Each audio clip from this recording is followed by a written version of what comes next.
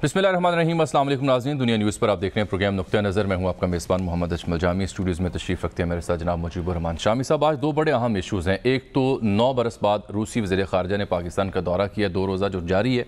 बड़ा अहमियत का हामिल ये दौरा क्यों और कैसे, इस पर तफसील से हम बात करेंगे। पाकिस्तान के लिए इसकी क्या अहमियत है, ख़ित्ते के लिए क्या अहमियत है, तारीख़ी पर्सपेक्टिव के साथ आपसे आज हम बात करेंगे। और दूसरा, दोस्त ना रहा। जहांगीर तरीन साहब आज कुछ ऐसा ही शिकवा कर रहे थे जब बैंकिंग कोर्ट लाहौर में वो पेश हुए। गो के 10 अप्रैल तक FIA को बैंकिंग कोर्ट ने रोक दिया है कि गिरफ्तार ना करे जहांगीर तरीन साहब और उनके बेटे को। उनके हमरा राजा रियाज कौमी असम्बली कुछ अरकान और सूबाई असम्बली के PTA कुछ अरकान भी मौजूद थे, जो शिबली फराज साहब ने कहा है कि ज़ाती हैसियत में गए, लेकिन जहांगीर तरीन साहब नाला और शिकवा करते आए दिखाई दिया अपनी गुफ्तगू में। अहमियत का हामिल ये केस के 2 अलग-अलग मुकदमात, इनकी नौयत क्या, आज हुआ क्या, कौन कौन उनके हमरा था, इससे गुफ्तगू का आगाज़ करते हैं। लेकिन शामी साहब, प्रोग्राम शुरू किया ही था तो ख़बर आई है कि चूँकि चीनी की कीमत के तयन का मसला था, लाहौर हाई कोर्ट में ये केस था। आज लाहौर हाई कोर्ट ने बुलाया हुआ था इंडस्ट्रीज़ के और दीगर तमाम जो शोबा जात जिनका ताल्लुक चीनी की कीमत से है। तो अहम फैसला ये किया लाहौर हाई कोर्ट ने कि एक्स मिल कीमत 80 रुपये फ़ी किलो होगी रमज़ान उल मुबारक के हंगाम। शहजाद अकबर साहब के ट्वीट पढ़ के और फैसले कुछ मदरजात पढ़ के मैं आपसे शेयर कर रहा हूँ। तो कल तो ये खबर आई थी कि रोक दिया है, जो स्टेक होल्डर्स हैं वो कहा है कि उनको इकट्ठा करके आज कर लिया और ये कीमत मुकर्रर करें। तो ये केन कमिश्नर ने या हुकूमत पंजाब ने ये काम कर लिया।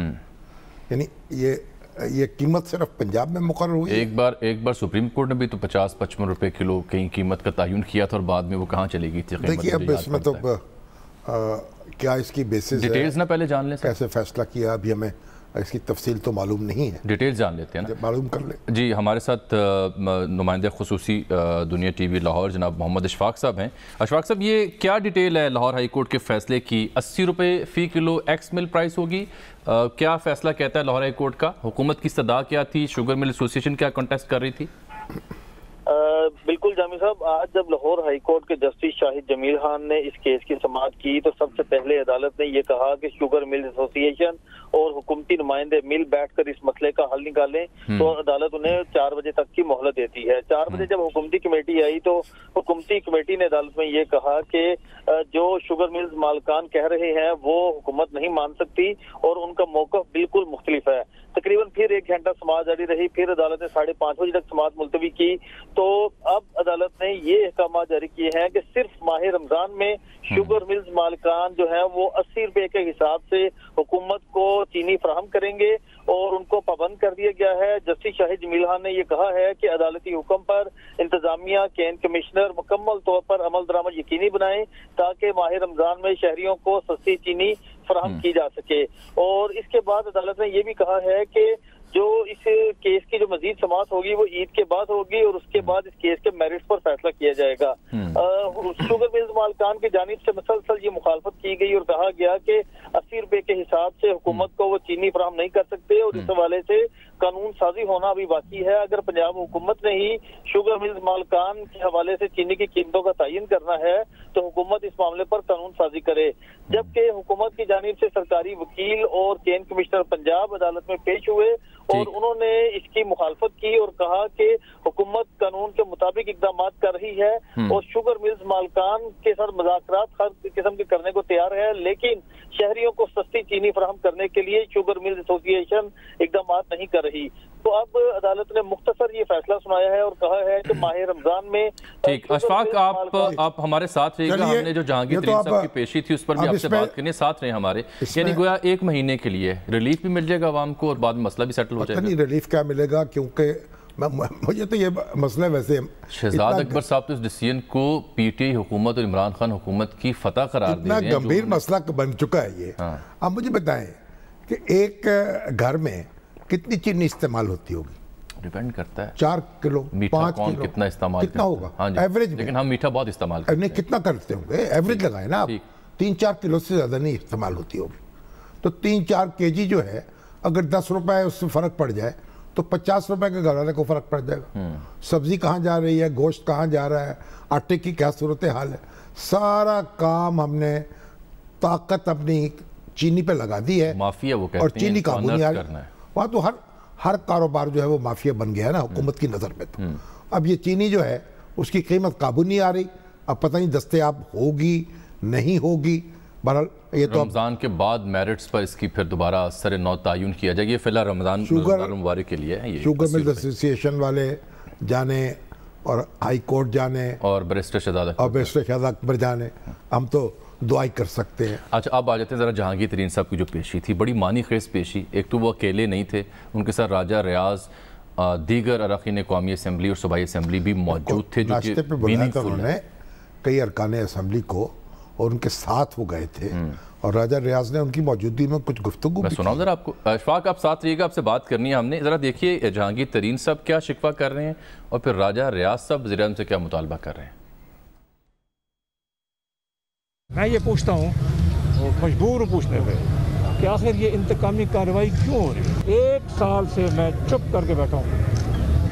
मेरी वफादारी का कोई और सबूत किसको चाहिए? जुल्म बढ़ता जा रहा है। मेरे और मेरे बेटे के बैंक अकाउंट फ्रीज कर दिए गए हैं। हम तहरीक इंसाफ से इंसाफ मांग रहे हैं। मैं तो दोस्त था, मुझे दुश्मनी की तरफ क्यों धकेल रहे हो? इनको बेनकाब खान साहब खुद करें, इनको बेनकाब पाकिस्तान तहरीक इंसाफ की क़यादत करें कि ये कौन लोग हैं जो ये काम कर रहे हैं जिससे मुझे खान साहब से दूर कर दिया गया। बिल्कुल कोई मेरी राहें जुदा नहीं हुई हैं। पाकिस्तान तहरीक इंसाफ का मैं शामिल हूँ और इंशाअल्लाह ताला शामिल रहूँगा। मेरे सारे साथी मेरे साथ हैं। अभी जो खान साहब ने अतमाद का वोट लिया है, वो अतमाद का वोट लेने में सबसे बड़ा किरदार जहांगीर खान तरीन का था। अगर ये अपना मुस्बत किरदार अदा ना करते तो शायद वो अतमाद का वोट ना ले सकते। जिस तरह आप जानते हैं कि पहले पंजाब की हुकूमत जहांगीर तरीन साहब ने बनाई, उसके बाद वफाक की हुकूमत जहांगीर तरीन साहब की मेहनत से बनी, और आज खान साहब के इर्द गिर्द जो लोग जहांगीर तरीन साहब के ख़िलाफ़ साजिशें कर रहे हैं, ये इंतकामी कार्रवाइयाँ कर रहे हैं, हम ये सब जो यहाँ पे MP MNAs वज़रा मौजूद हैं, हम ये समझते हैं कि ये सख्त ज़्यादती है और ख़ान साहब को इस पे एक्शन लेना चाहिए। आखिर में मैं एक दफ़ा फिर इमरान खान साहब को कहूँगा कि अपना एक बेहतरीन दोस्त, एक जानसार साथी, इसको खुदा के लिए इसको जो जुल्म और ज़्यादती हो रही है इसको बंद कराएं। आपके इर्द गिर्द जो लोग हैं वो तरीक़े इंसाफ को नुकसान पहुंचा रहे हैं, इससे तरीक़े इंसाफ को नुकसान पहुंच रहा है। जहांगीर तरीन को कोई नुकसान नहीं पहुंचना, क्योंकि उसका वो बस सर क्या करें, बड़ा मशहूर गाना याद आ गया, दोस्त दोस्त ना रहा। जहांगीर तरीन साहब भी कह रहे हैं मैं दोस्त था, दोस्त ही रखो, दुश्मनी की जानिब मुझे मत लेके जाओ। जहांगीर तरीन साहब जो हैं वो सेक्रेटरी जनरल रहे हैं पाकिस्तान तहरीक इंसाफ के, और उनकी जहानत ने और उनकी इस्तात ने, हाँ जी, ये बड़ा अहम जुमला है आपका, उनकी सलाहियत ने और तहरीक जहानत, इस्तात और सलाहियत एक इसको इक़्तिदार तक लाने में बड़ा किरदार अदा किया है बुनियादी। ठीक, पंजाब हुकूमत की तश्कील में और फिर मरकज़ में, और जोड़ तोड़ की जो सियासत थी, एक बड़े सियासी घराने से उनका ताल्लुक है। उनका जहाज़, उसके स्पेशल ऑपरेशंस जो थे, मखदूम अहमद महमूद जो हैं वो उनके ससुराली अजीज़ हैं। उसके बाद उनके पूरा पंजाब जो है उसमें साउथ पंजाब, उसमें उनकी बड़ी गहरी जड़ें हैं, और वो कई अरकान कौमी असम्बली और सूबाई असम्बली उनकी पुष्ट पनाही से कामयाब हुए हैं।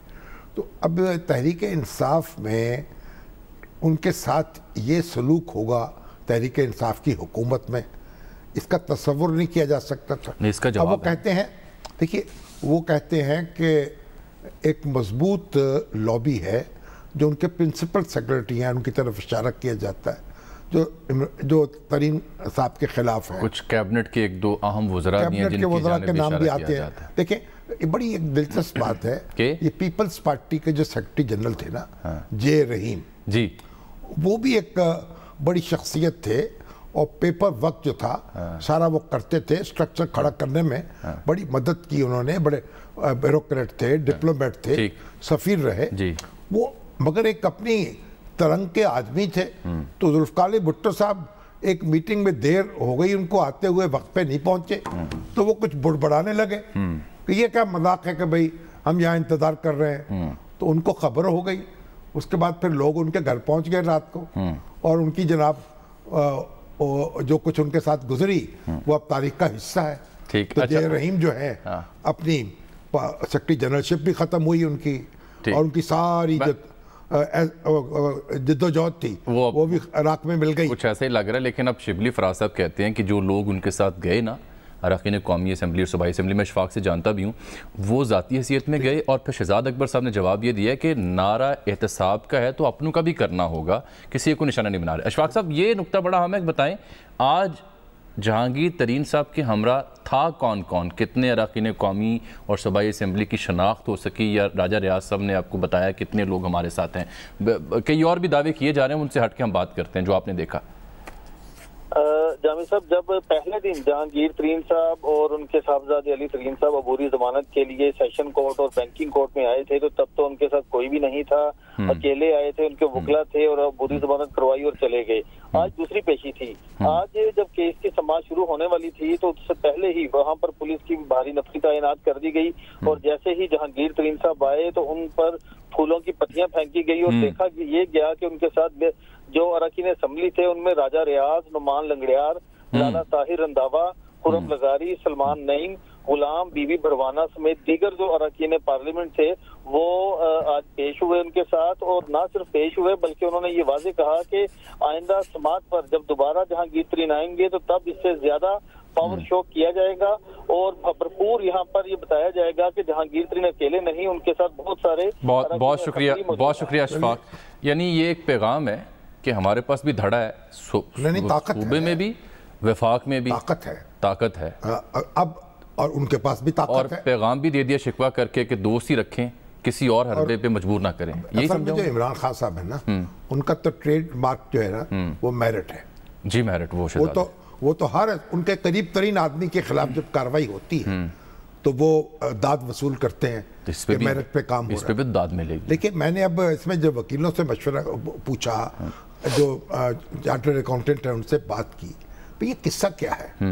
اب دیکھیں یہ جو منی لانڈرنگ ہے نا، ہر جگہ یہ الزام لگا دیا جاتا ہے، ہر جگہ. یہ دو مقدمات ہر جگہ دیکھیے، مقدمے پہ مقدمہ ہے، اور جتنے بھی مقدمات ہیں نا یہ سارے قائم ہو رہے ہیں. کوئی ان کے خلاف کوئی ان ارتھ نہیں ہوئی کوئی چیز جو انہوں نے اپنے اکاؤنٹس سبمٹ کیے ہیں نا ایف بی آر میں، اور جو اپروو ہو گئے، جن پہ ٹیکس ادا ہو گیا، انہی کی کوریت پڑتال سے یہ چیزیں نکالی جا رہی ہیں. اچھا، منی لانڈرنگ جو ہے، میں نے بات کی جب متعلقہ جو قانون دان ہے، وہ کیا کہتے ہیں؟ منی لانڈرنگ وہاں ہوتی ہے جہاں آپ پہلے یہ بھی ثابت کریں کہ کرمنل یہ اس سے ایکٹیویٹی کی انکم ہے، یہ غیر قانونی ذرائع سے حاصل شدہ غیر قانونی مجرمانہ سرگرمیوں کے ذریعے سے حاصل کی گئی رقم ہے، اور پھر اس سے بیرون ملک بھی بھیجا گیا. جو قانون کے تحت بیرون ملک آپ رقم بھیج سکتے ہیں، آپ کو اس کی اجازت ہے. جب آپ نے اپنے کھاتوں میں ڈکلیئر کیا، وہ رقم چلی گئی، تو اب ایف آئی اے جو ہے نا، اب یہ نیب ہے، ایف آئی اے ہے، ایف بی آر ہے، منی لانڈرنگ کے بارے میں یہ تحقیقات کر سکتے ہیں. اب ہر جگہ منی لانڈرنگ لگا دی جاتی ہے تاکہ ایف آئی اے کے سپرد معاملہ ہو سکے. تو منی لانڈرنگ نہیں ہوتی جب تک آپ اس کا رشتہ کرائم کے ساتھ نہ جوڑیں کہ بھئی ذرائع غیر قانونی ہے اور پھر اس کو باہر بھیجنا بھی غیر قانونی ہے. ڈکلیئرڈ انکم جو ہے، ٹھیک ہے، وہ آپ اس کو کس طریقے سے یہ کام کر سکتے ہیں. اور چینی کی جو چینی، وہ تو کہہ رہے تھے 4 سال بعد 2018-19 میں چینی جو تھی اس کی قیمت بڑھ گئی تھی، پڑتال تو اس کی ہو رہی ہے نا، اور کہاں سے کہاں چلا گیا معاملہ. بہرحال معاملہ کیونکہ عدالت میں ہے، یہ آپ نے آسان کر دی. اب ہم اس کے بارے میں اتنا ہی کہہ سکتے ہیں. دوسری پیش رفت اور جتنے بھی ہمارے فیصلے، اب نیب کے کئی کاروائیاں ہیں. اب جو شاہد خان عباسی پر ہوئی، جو حسن اقبال پہ ہوئی، جو ہمارے یعنی کتنی کاروائیاں جو سپریم کورٹ نے کیا ریمارکس دی، خواجہ سعد رفیق کے بارے میں کیا ریمارکس دی، فیصلہ پڑھ لے سپریم کورٹ. ٹھیک ہے، تو پرائم منسٹر کو چاہیے خود جائزہ لے، ایک اپنی کمیٹی بنائے، انڈیپینڈنٹ کمیٹی، اپنے کسی انڈیپینڈنٹ وکلا کے نام، وہ اس کا جائزہ لے لے اور دیکھیں کیا زیادتی ہو رہی ہے، اور پھر اس کا ازالہ کریں. یعنی ہر بات میں آپ آنکھیں بند نہیں کر سکتے. جو میر شکیل الرحمان کے ساتھ جو ہوا، اب وہ بھی آپ دیکھ لیجئے. صحیح ہے. تو یہ دوسری پیشرفت پہ آ جاتے ہیں، وقت کی تھوڑی کمی ہے اس پہ، چونکہ عدالتی معاملہ بھی آپ بات کر لیں گے. ایک بڑی اہم پیشرفت ہے جو میں نے ہمیں جہانگیر ترین صاحب جو ہے نا، اب میں تو وہ کہانی یہی یاد آتی ہے طرح طرح کی. وہ بڑا لارڈ ولزلے جو ہے بڑا مشہور وزیر اعظم گزرا ہے برطانیہ کی تاریخ کا، بڑا بادشاہ کا تعلق تھا، 20 سال اس کی خدمت کی، اس کی حکومت کو مستحکم کیا. ناراض ہو گیا، اس نے اس کو روانہ کر دیا اس کے سفر پہ، جاؤ اٹلی جاؤ پوپ کے پاس، اور اس کا برا حال کیا. تو اس نے بیچارے نے یہ آہ بھر کے کہا جتنی خدمت میں نے بادشاہ کی ہے، اگر اتنی میں نے خدا کی ہوتی تو کچھ مل جاتا. تو اس عمر میں میرے ساتھ وہ یہ سلوک نہ کرتا. چلے ٹھیک ہے سر، بڑی اہم پیشرفت یہ ہے، وقت کی کمی اور موضوعات بڑے اہمیت کی حامل روسی وزیر خارجہ کے دورہ پاکستان. ہم کوشش کریں بات کرنے کے سابق وزیر خارجہ محترمہ ہنا ربانی کھر صاحبہ سے بھی، اس لیے کہ 2012 میں جب آخری دفعہ روسی وزیر خارجہ پاکستان آئے تھے تو اس ٹینیور میں ہنا ربانی کھر صاحبہ وہ وزیر خارجہ تھی جنہوں نے روس کا دورہ بھی کیا تھا، تو روس کے ساتھ پاکستان کے تعلقات کو سمجھتی ہیں. 2 روزہ دورہ تھا سر، نہ صرف وزیر خارجہ سے ملاقات ہوئی وفود کی سطح پر، بلکہ وزیر اعظم پاکستان سے، پھر آرمی چیف سے بھی ملاقات ہوئی ان کی، روسی وزیر خارجہ کی سرگئی لاروف کی. اور اس کے علاوہ حال ہی میں روس نے ہارٹ آف ایشیا کانفرنس میں پاکستان کو مدعو کیا تھا. اور اس دورے کی اہمیت اس لیے بھی یہاں ہے کہ روسی وزیر خارجہ کے ہمراہ جو روس کے معاون خصوصی برائے افغانستان ہیں وہ بھی شامل ہیں، اور اس سے پہلے روسی وزیر خارجہ انڈیا سے ہو کے آ رہے ہیں. تو اس لیے یہ کہا جا سکتا ہے کہ افغان امن عمل، روس کا کردار، اور پھر جو بیجنگ کی قربت بڑی ہے ایران کے ساتھ اور ماسکو کے ساتھ، اور پاکستان کا جو کردار ہے، تو اس لیے ہم یہ کہہ سکتے ہیں کہ یہ انتہائی اہمیت کا حامل ہے. ہنا ربانی کھر صاحبہ ٹیلی فون لائن پر موجود ہے. میں چاہتا ہوں گفتگو کا آغاز کریں. دیکھیے جو روس جو ہے نا سوویت یونین کا بڑا حصہ تھا، جی ہاں، تو سوویت یونین کے ساتھ تو پاکستان کے تعلقات اچھے نہیں تھے، اور وجہ ابھی تک جو پاکستانی تاریخ کے مہمے ہیں نا بعض، ان میں سے ایک مہمہ یہ بھی ہے کہ وزیر اعظم لیاقت علی خان کو سوویت یونین کے دورے کی دعوت ملی تھی، اور کہا جاتا ہے کہ وہ پہلے چلے گئے امریکہ. اب کچھ کا کہنا یہ ہے کہ دعوت جو تھی اس سے پیچھے ہٹ گیا ماسکو، کچھ کا کہنا نہیں. تو یہ ایک مہمہ ہے، بڑی تحقیقیں اس پہ ہو چکی ہیں. میں آپ سے اس مہمے کا حل سوویت یونین کے ساتھ دیکھیں پھر ہم اتحادی ہو گئے امریکہ کے، اور وہ ایک الگ کہانی ہے. لیکن اب اور پھر جو سوویت فوجیں داخل ہوئی افغانستان میں، اس میں پاکستان نے کردار ادا کیا، اور بنگلہ دیش کے قیام میں پھر سوویت یونین نے کردار ادا کیا. لیکن اب دنیا بدل گئی، سوویت یونین ختم ہوا، روس ایک نئے آب و تاب کے ساتھ جلوہ گر ہے دنیا کے نقشے پہ. جو بھارت کے ساتھ اس کے تعلقات سوویت یونین کے، اس میں فاصلہ پیدا ہو چکا، بھارت تک امریکہ کے قریب آتا جا رہا ہے. اور جو روس ہے وہ نئے حقائق سے آشنا ہوا ہے. چین سے بھی اس کے تعلقات بہتر ہوئے ہیں، پاکستان سے بھی تعلقات بہتر ہوئے ہیں. ہارٹ آف ایشیا کانفرنس میں بلایا آئے ہیں. اب دیکھیے انرجی کے اس میں پاکستان کے ساتھ تعاون ہو سکتا ہے. سٹیل مل بھی اگرچہ ہم نے روس کے ساتھ تعاون کے بنائی. معذرت قطع کلامی وقت کا میں ذرا ہنا ربانی کھر صاحبہ سے ہم معلوم کر لیتے ہیں. السلام علیکم محترمہ، بہت شکریہ آپ نے وقت دیا نقطہ نظر کے لیے. شامی صاحب آپ سے مخاطب ہوں گے. شامی صاحب، محترمہ یہ بتائیے کہ روس کے وزیر خارجہ کے اس دورے کی جو اہمیت کیا ہے آپ کے نزدیک، اور جب آپ نے یہ انیشیٹو لیا تھا تو اس کے بعد پھر اتنا گیپ کیوں آ گیا؟ ہاں جی، یہ کیونکہ 2012 کی بات ہے، اور تب آخری دفعہ روسی وزیر خارجہ آئے تھے. اسی ٹینیور میں روسی صدر نے بھی پاکستان آنا تھا، وہ بھی پوسٹ پون ہوا تھا معاملہ. پھر 8-9 سال کا یہ گیپ پڑ گیا. اب اچانک آ کے یہ قربت بڑھی ہے. جب ان کی بات میں ان سے دوبارہ ہم لائن ملا رہے ہیں کیونکہ رابطے میں نہیں تھی. ہنا ربانی کھر صاحبہ، کیا آپ ہمیں سن پا رہی ہیں؟ چلے ایک بریک لے لیتے ہیں پروگرام میں. بریک کے بعد واپس آتے ہیں تو ہنا ربانی کھر صاحبہ سے یہی سوال شامی صاحب کو ان کی خدمت میں رکھیں گے.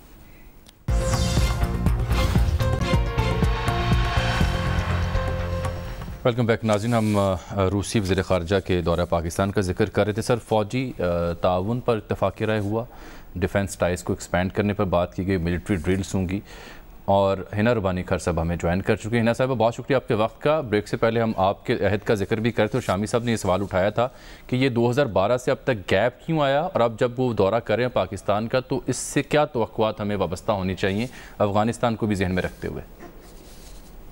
کہ دیکھیں جہاں تک یہ سوال ہے کہ 2012 سے پر گیپ کیوں آیا، آئی تھنک اس میں آپ کو یاد ہوگا کہ پاکستان پیپلز پارٹی کے دور میں ہم نے ایک بہت کنسرٹڈ ایفرٹ، یہ ایکسیڈنٹل نہیں ہوتا، ایک کنسرٹڈ ایفرٹ کر کے پاکستان کا ایک ریجنل پیوٹ دیا تھا، ایک ریجنل شفٹ دیا تھا، کیونکہ یہ بات اس وقت حقیقت تھی، آج بھی حقیقت ہے کہ اس ریجن کے جو پلیئرز ہیں، جو یہاں پہ مقیم ہیں، جو تھاؤزنڈ آف مائلز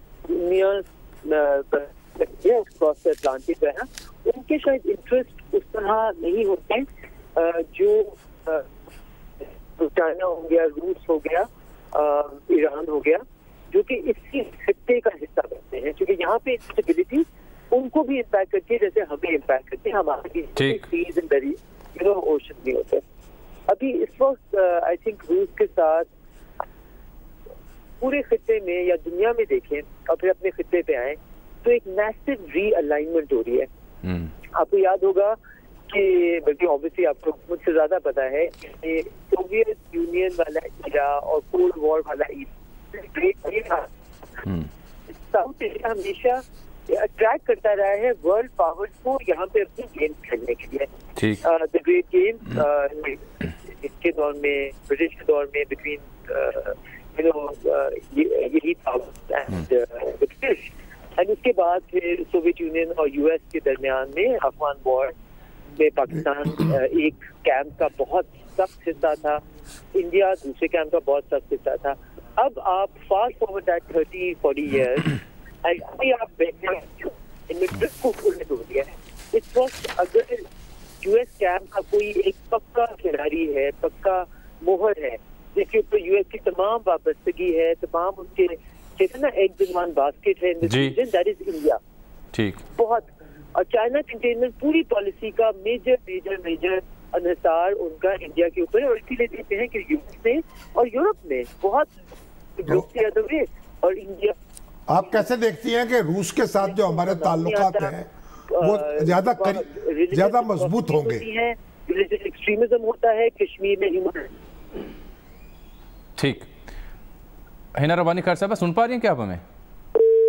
چلیں ان کی لائن کٹ گئی، ٹھیک، بہت شکریہ جی آپ کا۔ بہرحال یہ بات تو ٹھیک ہے، یہ بدلتا ہے رنگ آسماں کیسے دیکھیے آج سپوٹنک جو ویکسین ہے نا اس کی لوکل سطح پر مینوفیکچرنگ کی بھی بات ہوئی، ناردرن جو gas pipeline Karachi gas pipeline بننی ہے اس کی بات ہوئی، انرجی نیوکلیئر سیکٹر کی اس کی بات ہوئی، امکانات ہیں تعاون کے، اور سوویت یونین کے ساتھ بھی ہمارے جو تعلقات تھے ان کو بہتر رکھا جا سکتا تھا، لیکن بعض ایسی صورتیں پیدا ہوئی، حادثے ایسے ہو گئے۔ لیکن اب جو روس جو ہے، اب تو آپ دیکھیں نا پیوٹن جو ہے کب سے اقتدار ان کے پاس ہے، اور ابھی مزید رہے گا، کیسے کنٹینیوٹی، صدر، وزیر اعظم، اور یہ جو وزیر خارجہ آئے ہیں ان کا کیریئر دیکھیں آپ۔ اچھا، یہ جب مائک پومپیو پاکستان آئے تھے تو ہمارے سفارتکاروں نے جو اعلیٰ درجے کے سفارتکار تھے انہوں نے استقبال کیا۔ فرق اب سمجھیں ناظرین، تو میں عرض کر رہا ہوں، اب جب سرگئی لاروف تشریف لائے تو شاہ محمود قریشی صاحب شیروانی زیب تن کی ہوئے خود انہیں استقبال کرنے گئے۔ وہ علیحدہ بات ہے کہ چھتری کے لیے کوئی اور بندہ موجود، چھتری دیکھیے جو کمیونسٹ ملک تھے نا ان میں تو آپ پرسنل سرونٹ کی اجازت ہی نہیں، مگر وہاں ان کی اپنی روایات ہیں، اپنی چھتری وہ خود اٹھا سکتے ہیں، ہمیں ہر وقت کسی کی چھتری کی ضرورت ہوتی ہے، حتیٰ کہ ہمارا ملازم ہی کیوں نہ ہو۔ تو بہرحال بڑے سیزنڈ ڈپلومیٹ ہیں اور فورن آفس میں بڑی مدت تک کام کیا، پھر وزیر خارجہ بنے اور برسوں سے مسلسل وزیر چلے آ رہے ہیں، کئی زبانیں بولتے ہیں۔ آپ دیکھیں نا کس درجے کے اور کیا تسلسل کتنا ہے پالیسیز میں، یہ بھی آپ دیکھیں نا۔ ٹھیک، اچھا سر، دو اور بڑے اہم ایشوز ہیں، اس کے بعد دو چار ایشوز آپ نے اور بھی ڈسکس کرنے ہیں، میں اگر آپ سے عرض کر سکوں۔ ایک تو دیکھیے آپ نے پرسوں توجہ دلائی کہ آپ کو کسی سامع، صارف اور ناظر کا فون ہے جو کرکٹ سے شوق رکھتا ہے۔ عزیز صاحب میں فیصلہ باستے کمنٹیٹر رہے ہیں، روز فون کرتے ہیں، بہت بڑے ریڈیو پاکستان جو ہے legendary commentator, radio Pakistan commentary نہیں کر رہا، میں عرض کرتا ہوں ناظرین سے، اس نے حقوق نہیں خریدے۔ پاکستان اور ساؤتھ افریقہ کی سیریز سر پیٹ رہے ہیں اپنا، او ڈی آئی کی تیسرا میچ آج کھیلا جا رہا ہے جو کہ ہائیلی لائکلی پاکستان انشاءاللہ جیت جائے گا، سیریز بھی جیتے، کوئی بہت بڑی اچیومنٹ ہوگی۔ تو لوگ جو ٹی وی کے سامنے نہیں بیٹھ سکتے، کام کاج کرتے ہیں، سفر کرتے ہیں، ڈرائیونگ کرتے ہیں، یا کھیتوں میں ہوتے ہیں، وہ ریڈیو پاکستان پاکستان کے ذریعے کمنٹری سنا کرتے تھے. اب یہ ایک عجیب واقعہ ہے کہ ریڈیو نے حقوق ہی نہیں لیے کہتے ہیں, نہیں ہو رہی کمنٹری کے کمنٹری کر ہی نہیں رہا ریڈیو. یہ پہلی بار یہ حادثہ ہوا. اسپورٹس اینالسٹ پاکستان میں جناب مرزا اقبال بیگسا جو کہ ایسے کمنٹری پینلز کا خود حصہ ہوا کرتے تھے, ان سے بات کریں. مرزا صاحب یہ کیا ہوا؟ ریڈیو پاکستان پر لوگ کان لگا کے کمنٹری سنا کرتے تھے, ادریس صاحب کی آواز ہو یا آپ کی آواز ہو, اب کیا ہوا ایسا؟ بہت بہت شکریہ جامی اور السلام علیکم شامی صاحب. مسئلہ یہ ہے کہ ریڈیو پاکستان دیوالیہ ہو چکا ہے, پیسے نہیں ریڈیو پاکستان کے پاس. ایون ریڈیو پاکستان کے چیکس جو تھے وہ بھی ماضی میں باؤنس ہوتے رہے, جس کی وجہ سے ریڈیو پاکستان نے ڈبہ کامنٹری شروع کی تھی, یعنی اسٹوڈیو میں بٹھا کر سامنے 14 انچ کا ٹیلی ویژن رکھ کر اور پیچھے بیک گراؤنڈ میں اسکول پر تماشائیوں کی آواز لگا کر کامنٹری شروع کی تھی. اب وہ بھی نہیں ہو رہی, اور بالکل اس مرتبہ تو ساؤتھ افریقہ کے اور پاکستان کی سیریز کی کامنٹری ہو ہی نہیں رہی ہے. اور ریڈیو پاکستان کہتے ہیں کہ مالی مشکلات سے دوچار ہے, لیکن یہ سرکاری ادارہ ہے. اور شاید یہ دیکھیں کتنا بڑا المیہ ہے کہ 92 کے ورلڈ کپ کے فاتح کپتان میرے ملک کے وزیر اعظم ہوں, اور قومی ٹیم سیریز جتنے قریب ہو, ساؤتھ افریقہ میں پہلی بار ODI کی, اور ریڈیو پاکستان پر کمنٹری نشر نہ ہو پینل کی صورت میں, وہاں جا کر المیہ اس سے بڑی کچھ ہے. آپ ریڈیو پر ہو رہے ہیں, فٹ بال دیکھیں. ہاں جی, وہ فٹ بال پہ پابندی لگ گئی ہے آپ کو, فیفا نے رکنیت معطل کر دی ہے. یہاں جناب قبضہ کر لیا کیونکہ وہاں فیڈریشن نے. مرزا صاحب یہ کیا وجہ بنی, پابندی ہم پہ لگ گئی, ذمہ دار کون ہے, حقائق کیا ہیں, تھوڑا بیان کیجئے. یہ سپورٹس مین کی حکومت ہے. ہاں جی, ہاں بالکل شامی صاحب نے کہا, اسپورٹس مین کی حکومت میں اسپورٹس جو ہے وہ زوال کا شکار ہے, اور اس کی وجہ دھڑے بندی ہے سر, اور دھڑے بندی. ہاں جی, معاون خصوصی لائن ہی بار بار کٹ جاتی ہے. آج لائن میں مسئلہ ہے, موضوعات ایسے چھیڑ رکھے ہیں آپ نے, کیا کروں میں اب.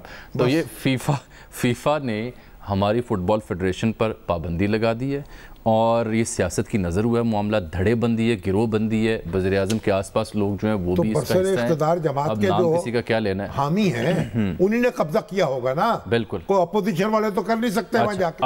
اب اس سے پہلے کہ میں ایک اور بڑا اہم چپتا ہوا موضوع چھیڑوں, میرے پاس یہ خبر ہے, آپ کے پاس 2-3 چیزیں پہلے بیان. 61 SHO جو ہے نا, وہ ان کو گراؤنڈ کر دیا گیا, کہا اب ان کو ذمہ داری نہیں. ریفارمز ہو رہی ہیں پولیس میں. یہ جو ہمارے IG صاحب ہیں قبلہ, انہوں نے کہا جی جن کے خلاف پرچے کٹے ہیں یا کاروائیاں ہوئی ہیں, فیصلے نہیں ہو سکے, یا محکمانہ باز پرسن کی ہوئی ہے, اور ان کو اب SHO نہیں بنایا جائے گا. ٹھیک, تو اب لوگ یہ بھی کہہ رہے ہیں کہ بھائی عدالتوں میں تو فیصلے سالوں سال نہیں ہوتے, تو اس کا بھی کوئی علاج کیا جائے, یہ بھی کہ جلد فیصلے ہو جائیں. ایک موضوع یہ کام اچھا کیا ہے, یہ گراؤنڈ ہو گئے ہیں 61 تیارے, کیا کہنے براج تیارے, نہیں یہ نا سوہیل صاحب مائنڈ کر دیں گے کوئی اور.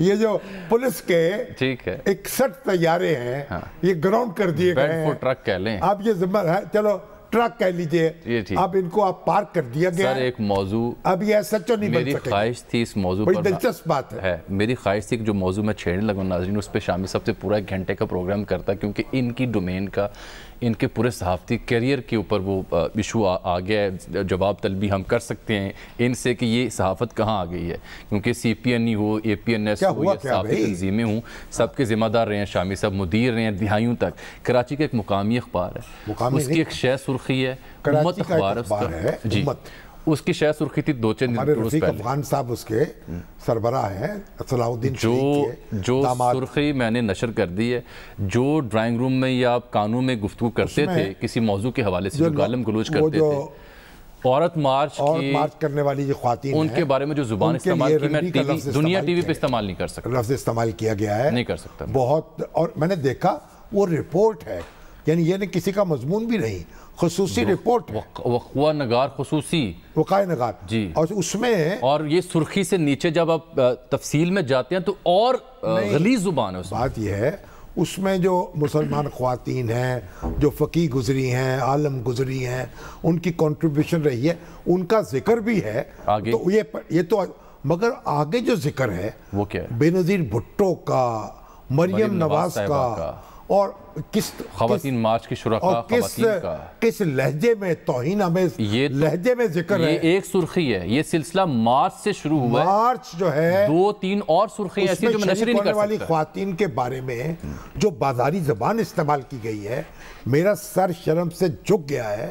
میں رفیق افغان صاحب جو ہیں اس کے سربراہ ہیں, ان سے معذرت کریں, وہ اس بات پر کاروائی کریں جس نے یہ زبان استعمال کی ہے. دیکھیں APNS ہو, CPN ہو, عارف نظامی صاحب ہو, مظہر عباس صاحب ہو, کراچی یونین ہو, PFUJ ہو, تمام لوگوں نے یکسر اس کی مذمت کی ہے اور کہا ہے کہ اخبار کو یک طرفہ اور انکنڈیشنلی معذرت کرنی چاہیے. یہ صحافت ہے سر, ہم اس میں دو رائے نہیں ہو سکتی. یہ بہت ہی نامناسب پھیلایا ہے, یہ الفاظ استعمال نہیں ہونے چاہیے تھے. اس پہ معذرت کرنی چاہیے, دو ٹوک کرنی چاہیے, دست بستہ کرنی چاہیے. اس میں دو رائے ہو نہیں سکتی. دیکھیے جو عورت مارچ میں شریک ہو رہی ہیں عورتیں, ان سے آپ کا اختلاف ہو سکتا ہے, آپ نہ شریک ہو, تنقید کریں, لیکن زبان جو ہے وہ بھی ہماری مائیں ہیں, بہنیں ہیں, بیٹیاں ہیں, ان کا احترام ہم پر لازم ہے. ہمارے اپنی عزت کا تقاضا یہ ہے, ان کی عزت کی جائے, وہ ہماری عزت ہے. تو اس لیے یہ اس طرح کے الفاظ بولنا, لکھنا اور قابل مذمت ہے, اور مجھے شدید افسوس ہوا ہے, ایسا نہیں ہونا چاہیے تھا.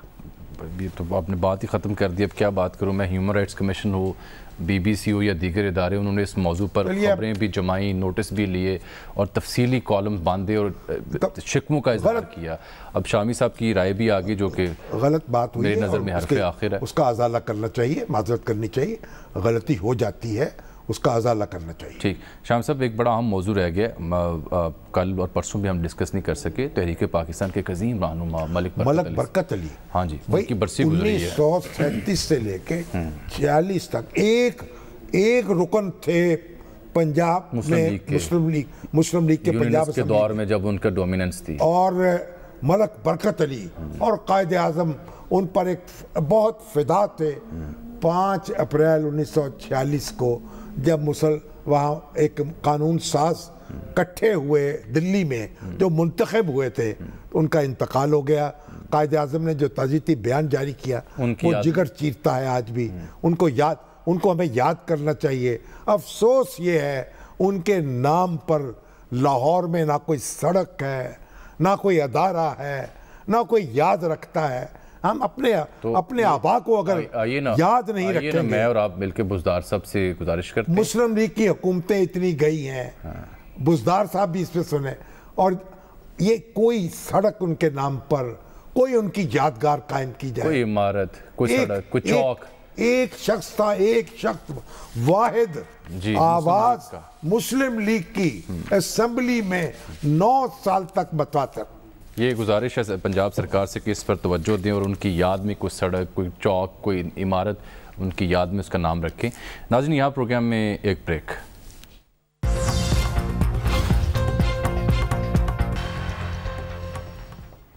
ناظرین, آج کے پروگرام میں اتنا ہی. آپ سے ملاقات کل, تب تک کے لیے اجازت. اللہ حافظ.